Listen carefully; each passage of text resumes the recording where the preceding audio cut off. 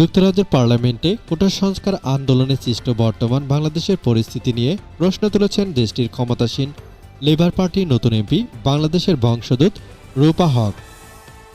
বাংলাদেশের সরকারি চাকরিতে কোটা সংস্কারে গত ৬ জুন থেকে ঢাকা বিশ্ববিদ্যালয়ে এবং পরবর্তীতে সারা দেশে সব সাধারণ শিক্ষার্থীদের মধ্যে এ আন্দোলন ছড়িয়ে পড়ে। শুরুতে শান্তিপূর্ণ আন্দোলন অনুষ্ঠিত হলেও পরবর্তীতে সংঘাতের সৃষ্টি হয়। এতে এখন পর্যন্ত অনেক ক্ষয়ক্ষতি ও হতাহতের ঘটনা ঘটেছে।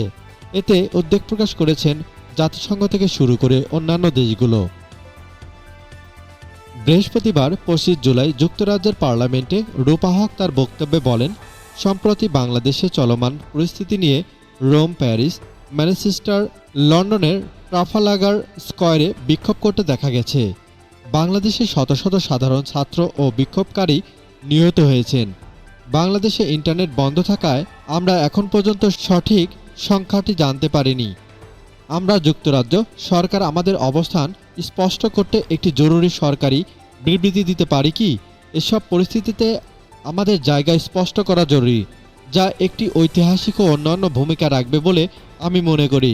পরবর্তীতে পার্লামেন্টে সরকারের মুখপাত্র পায়েল এমপি জবাবে বলেন, তিনি আগে জানিয়েছেন তারা এ বিষয়ে গভীরভাবে উদ্বিগ্ন। একটি গুরুত্বপূর্ণ বিষয় উত্থাপন করেছেন রূপা। আমরা সংঘাত ও প্রাণহানি সমর্থন করি না। মত প্রকাশ ও প্রতিবাদ করার অধিকার এবং ইন্টারনেট পরিষেবা নিশ্চিত করতে হবে। সবাইকে সংযত থাকার আহ্বান জানিয়ে তিনি হতাহতের সঠিক তথ্য জানানোর পদক্ষেপ নিতে বলেছেন।